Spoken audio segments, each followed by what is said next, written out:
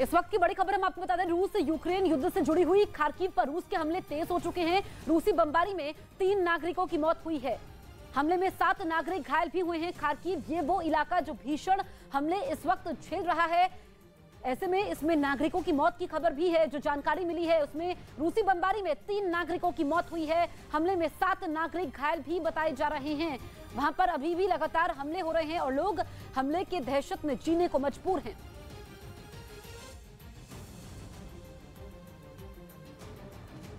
मऊ में लूट करने आए बदमाश पकड़े गए। यूपी के मऊ में हथियार के बल पर दिन दहाड़े ज्वेलरी दुकान में लूट। सीसीटीवी कैमरे में कैद वारदात। जख्मी हालत में दुकानदार ने शोर मचाया। पुलिस ने एक बदमाश को दौड़कर पकड़ा। 2 बदमाश फरार। यूपी के बाराबंकी में अवैध रूप से टेम्पो स्टैंड चला रहे शख्स ने ई रिक्शा में बैठी महिलाओं से की अभद्रता। महिलाओं ने भरे बाजार में आरोपी की चप्पलों से पिटाई की। यूपी की मैनपुरी में नवविवाहिता दंपति को घर में घुसकर गोली मारी।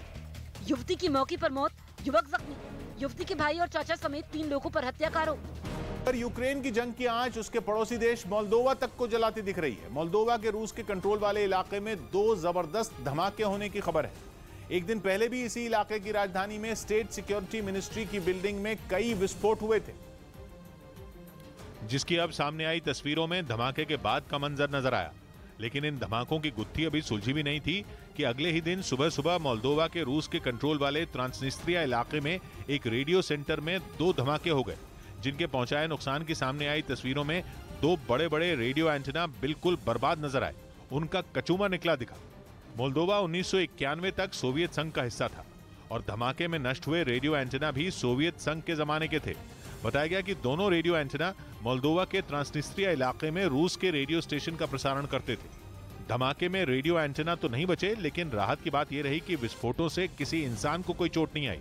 लेकिन मोल्दोवा के ट्रांसनिस्ट्रिया इलाके में बार बार हो रहे धमाके मोल्दोवा और उसके पड़ोसी यूक्रेन के लिए राहत की बात बिल्कुल भी नहीं है, क्योंकि ट्रांसनिस्ट्रिया मोल्दोवा का वो इलाका है जो कि यूक्रेन की दक्षिण पश्चिमी सीमा से लगता है। कहने को तो ट्रांसनिस्ट्रिया मोल्दोवा का हिस्सा है, लेकिन वहां की कहानी भी कुछ कुछ यूक्रेन के डॉनबास जैसी ही है। ट्रांसनिस्ट्रिया में भी अलगाववादियों का कब्जा है, वो भी 1992 से, और उन अलगाववादियों के सिर पर रूस का हाथ है। मोल्दोवा सोवियत संघ के टूटने के बाद उससे अलग देश बन गया, लेकिन फिर भी ट्रांसनिस्ट्रिया में तभी से रूस की सेना तैनात है।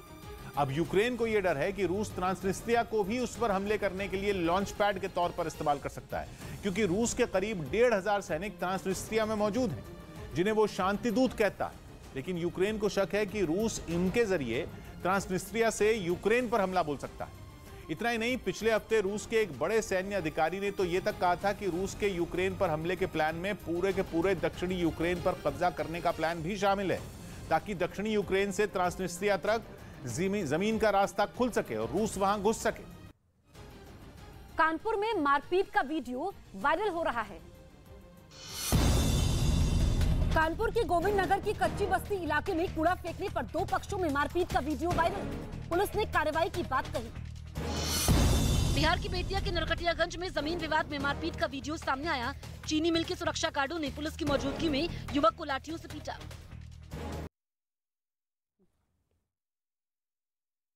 और फायरिंग का वीडियो आया सामने। पुलिस ने दोनों आरोपियों की पहचान की। कड़ी कार्रवाई के निर्देश।